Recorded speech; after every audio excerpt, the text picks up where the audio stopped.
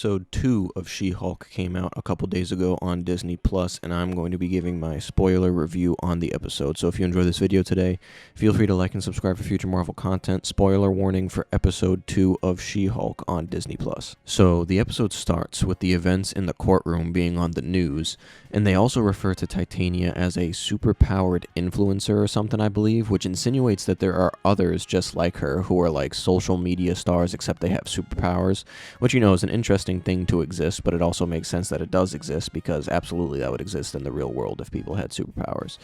So Jennifer enters a bar where she's super popular because after the incident because she saved people and stuff, but she gets fired because they technically lost the case due to the jury being biased after, you know, She-Hulk saved them and she was one of the attorneys.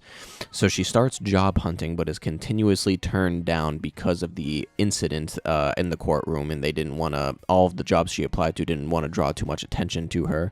And the biggest thing people are talking about with this episode is that when she is online looking for another job, there are links to the other articles to read on the right-hand side, one of which refers to the Celestial sticking out of the ocean from Eternals, which, you know, finally something references that in Eternals. But another article states, and I'm quoting, "Man fights with metal claws in bar brawl." So obviously this seems like a reference to Wolverine.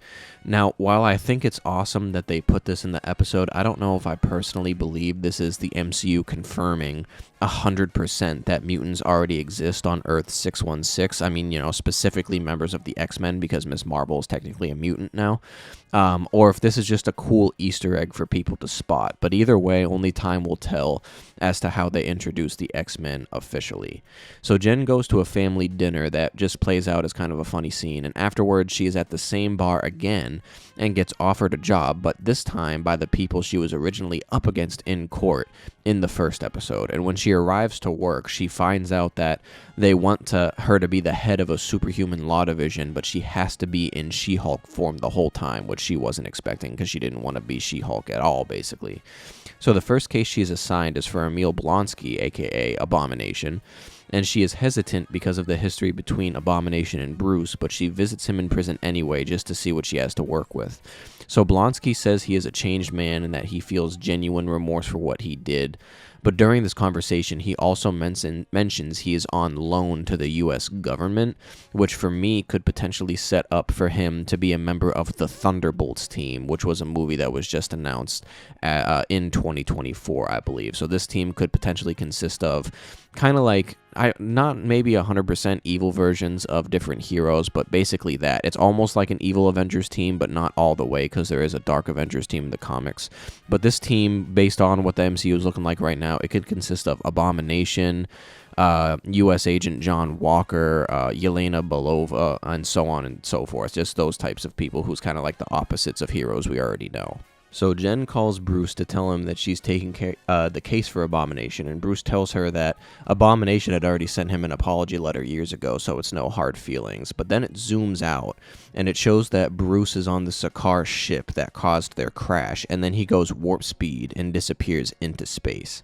So this is clearly setting up some form of new Planet Hulk adaptation, which was originally partially adapted in Thor Ragnarok. So it'll be interesting to see how they spin it this time. So I think the biggest assumption that people will be thinking is that he has a son that is still on Sakaar that he is going to see.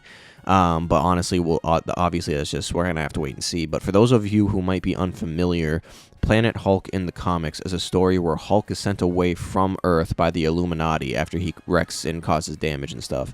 And he fights as a gladiator on Sakaar, eventually starting an uprising against the rulers there and having a wife and child as well. But the ship the Illuminati sent him on explodes into a nuclear explosion, and it kills his wife and child, leading to the World War Hulk story where he's one of the strongest versions of Hulk ever, and he goes to Earth seeking revenge on the Illuminati. So the episode then ends with Jen seeing on the news the fight between Wong and Abomination and Shang-Chi, which obviously happened well in advance to this show. I believe it's just now being leaked to the news because there's no way this takes place concurrently with Shang-Chi, especially with Shang-Chi's post-credit scene. and she now has to deal with this situation because she's Abomination's new attorney. And then there's a funny post-credit scene where Jen helps her family lift heavy things in She-Hulk form, and that's about it for that episode. So I definitely think this show is good, and I definitely think it's on a decent pace. This episode wasn't too long or anything like that. We're definitely going back to kind of the WandaVision era where we have more episodes of the series. I think there's 10 or 11 episodes total, but some of the episodes are going to be shorter, like this episode without credits was only like 22, 23 minutes, which is fine. I personally do think that the humor in this show isn't always landing. Like, I know people were talking about this show before it actually came out, like it was going to be the most hilarious thing. To me, it is definitely a funny show at moments, but it's really not, like, the humor just isn't landing for me. I don't know if that's because it's just not funny some of the times, or if it's just not my type of humor. Either way, I still am enjoying the show, but I definitely don't think it's as funny as I originally thought based on other people's opinions. But that doesn't bother me.